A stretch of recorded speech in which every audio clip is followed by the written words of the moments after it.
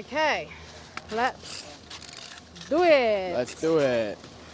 Oh God, I haven't got my bottles. Thank you. See, great content.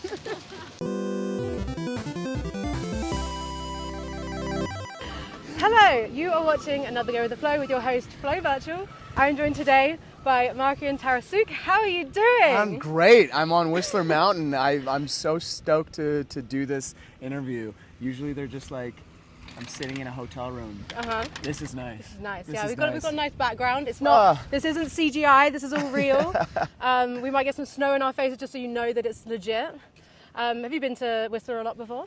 I have, yeah. I lived in Vancouver for 12 years and was an avid snowboarder. I live in Los Angeles now, so I don't get up as much. So this is great, and yeah, I would consider Whistler my home mountain. So it's nice to be home. Welcome home. So you're here at the moment for Whistler Film Fest 2024 with a film called Hunting Matthew Nichols. Yes. It hasn't come out yet, and it is your directional debut. Yeah. Do you want to tell me a little bit about the film? Yeah, it tells the story of a filmmaker, and I'm in the movie as well too. But Tara Nichols, her brother, went missing on Vancouver Island in a town called Port Rupert 23 years ago, and it's been a cold case ever since. So her brother and his friend Jordan Reimer have been missing for 23 years, and she's finally going to open up the case and investigate about what exactly happened to them all those years ago. And things start to go sideways. So it's like a true crime documentary, and we just watch her journey. And you're the director, but you're also in it In the movie. as the director. As the director. That was a little confusing to begin with. Yeah. Why did you choose to also be in the movie as well as behind the camera? A lot of my favorite docs are what we call process-based documentary. So process-based means like the documentarians and the people making it become part of the subject matter. And what that does is it brings you into real time because we're the ones investigating it, and we flip the cameras on ourselves as we go along that journey.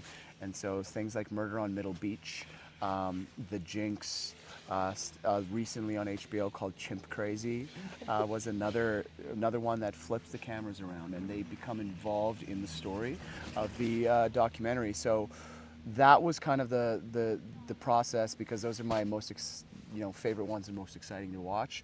I originally wasn't supposed to be in this. There were other characters, and it was our writer Sean Oliver who pitched me one day, just said, "You should be in the thing." And I was like, great, and being an actor, why would I say no? Yeah, fine, I'll do it. Fine, I'll be in it. Now, this movie has some themes of paranormal activity. Yep. Do you believe in ghosts and the paranormal? That's a funny question. And when we were doing our auditions for everything, I asked them that question. Was the first thing I asked. Yeah. And so I got everybody onto that question. And okay, so why did you ask that? What was the reason for asking it? It's an icebreaker. Okay, yeah. I think it's just a great way to get people comfortable, when you're going through that process, because everybody's nervous. And so being able to just talk about your own personal experience is a great way to unlock people's storytelling capabilities too. And I find it a super interesting question. Yeah. And it's one of the main themes of the movie. She says it in the first, the first sentence of the movie is either you have to believe that we'll never find out what's happened to the boys, or there's some other things happening in this world that we aren't really in tune with. Do I believe in ghosts? It's a tough question. I do. I believe in spirits and energies, so I don't think I necessarily believe in it's like the Disney ghosts walking around, but I believe that all beings and matters, you can't destroy energy, right? It can only be recycled. And so I believe that if there's like a haunted space, that there's a plane of existence, that something is energetically there, and maybe there are nefarious and evil things in this world. Okay, evil, yeah. I think I'm pretty much the same as that. Yeah, is that what you believe? Yeah, I think so. Yeah. Do you find that making a film about paranormal activity and like the other part of life. Do you think that's more likely to make someone more of a believer or a skeptic? Because you're kind of seeing the behind the scenes. Yeah, you see the behind the sometimes, scenes. like I didn't enjoy going to bed last night. I knew it was a film, but I did not enjoy falling asleep in the dark. I think it's, to me, it's more of a believer because obviously this theme of like seances, witchcraft is very present in just culture and people. And especially if you're talking to the dead or like trying to get answers with a loved one that's lost, you turn to spirituality. And I think that you can, if we're saying there's energy, somehow then we can communicate. So to me, it's more, I think you can turn believers into out of people with this kind of stuff, and that's what I was influenced by, and it's like why I kind of buy into it is all these documentaries and mediums and scary movies that add to that conversation. Yeah.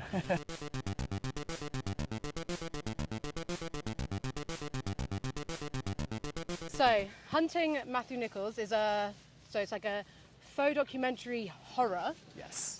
Perfect description. Thank you. I I have only seen one horror film in my entire life. It was The Woman in Black when I was 12. It scarred me. I didn't sleep properly for a month, and then I vowed to never watch a horror film before because I didn't understand why you wanted to be scared. Yeah. Last night, you changed that for me. Hey. I watched it. I watched the screener. It was incredible. You guys can't wait. It's going to be such a good movie. And I finally understood the thrill of being on edge, not knowing how it's going to end, not knowing what's going to happen, and then screaming. Synchronized screams are always fun. Synchronized screams.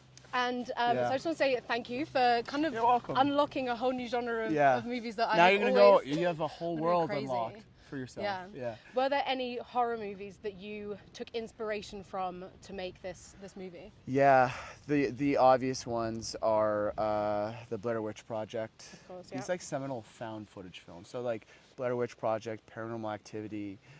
For me, Lake Mungo is another one that's less known, but it's quite popular in the found footage community. And those were the movies, The Ring as well. Those movies just influenced, I'd say, like me as a kid in the horror world, because, and with found footage, when something feels real, there's a different sense of scare. There's like it unlocks something different in me because when something feels real, there's not as much hiding as an audience member from it, because you're so used to that media being part of your everyday life. Yeah. And therefore it becomes that much more scary and real. So those were like the movies that I really loved, that if I got into the horror space that I wanted to, I'd say emulate, but then like change it. And I think that's what we did with this movie, is just take it a little step farther. And like, what is Blair Witch in 2024? Right? What does that look like? And that's what I wanted to create. So those movies were definitely the big inspos on this one. I mean, I'll have to watch them. I'll have to add them to my list now. No, you're gonna be spooked.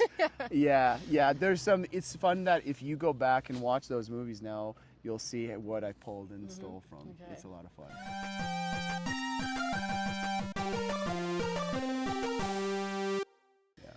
So the movie hasn't come out yet. No. You're thinking maybe summer 2025? I think so. Yeah. At the moment, because it's not been released, there is a lot of confusion about, like, is it real? What is real? What isn't?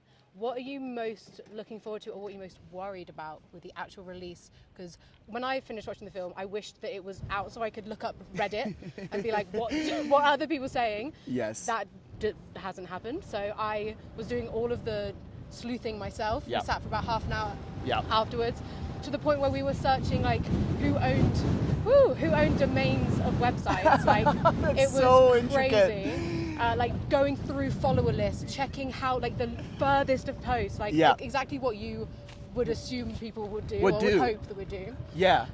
So what for the release, is that something you're a little bit scared about, that people are just going to go like, oh, this? I'm not scared about it, because what you did last night, you had fresh eyes on it. You didn't know a lot about it. You went for the ride of it. And what you did is exactly what I want anybody to do, like truly. And so I'm so thrilled that you went and did all that sleuthing, because that adds a level of entertainment and investment. From an audience standpoint, it's like why found footage is so great, because that's what it makes people do, right? And so I'm excited to release it. I'm not really nervous about anything, because there's two things here. Whether you know it's made up going into it, I still think the film, and I'm proud about it, that it's a fun watch anyway. Yeah. On the other end, that if you don't know anything and you go into it thinking it's real or don't know anything, that's fun too. Absolutely, because then you yeah. start sleuthing. And what I just hope people do is, and we're using the hashtag online called hashtag facts not fear. Yeah. It's a bit of a conspiracy hashtag already, but we're using that as, when you talk about it, talk about the facts of the case and talk about the movie in the way I kind of talked about it with the missing kids, and like, Yeah. I don't want to tell you too much. Don't talk about the fear of it. No. Let the next audience member have the same fun that you Yeah. did with it. Let them make their discoveries. Let Yeah. them figure it out for themselves Yeah. and go down that sleuthing trail. And I think a lot of people will. There are so many more layers than what you might think. Yes. So like, even if surface level something's like ruined, or if things get revealed from like a lot of people watching it, there's still so much underneath it that you would find from doing your research that is just like, and it made me, she in the film she says it's like questioning her like what was real and not. That's what I was doing. That's last what you night. were doing. I'm so glad you picked up on that. Yes, as a filmmaker, that's Tara's experience of investigating her brother's disappearance. I wanted to emulate on the audience experience as well too. That you don't know what's real or not. You don't know what the hell is going on. Yeah. Just like the family didn't. Just like the cops didn't. And that's part of this whole thing. And I love experiential things. So if you're an audience member and then you go look online, it's entertaining to watch what we've done. Absolutely. And start just looking at the comments and seeing other people fooled. Yeah. And you kind of, now you're in on the joke. Absolutely. Of the whole movie. I'm in on it. You're in on it, and now you can hopefully add to it. And if you see me posting more stuff, comment as if it's real, because it's a lot of fun. Yeah. It's just stupid. It's stupid and adds to the movie. The social media marketing was fantastic, because I like to think that I'm the type of person that I can find out anything about anyone from their social media. Like I'll go on your tagged pictures. I'll see who they've tagged. I'll find everything. So I don't even want to know about your ex-boyfriends on Instagram. So it sent me down such a rabbit hole, but a really enjourable one. It was like it was part of the experience. It's part of the experience of the movie. Yeah. Thank you so much for joining me on Go with the Flow. Hell yeah. It's been a pleasure. We're so excited for the release of Hunting Matthew Nichols. I can't wait for everyone else to experience it. Thanks for having me. This has been so much fun.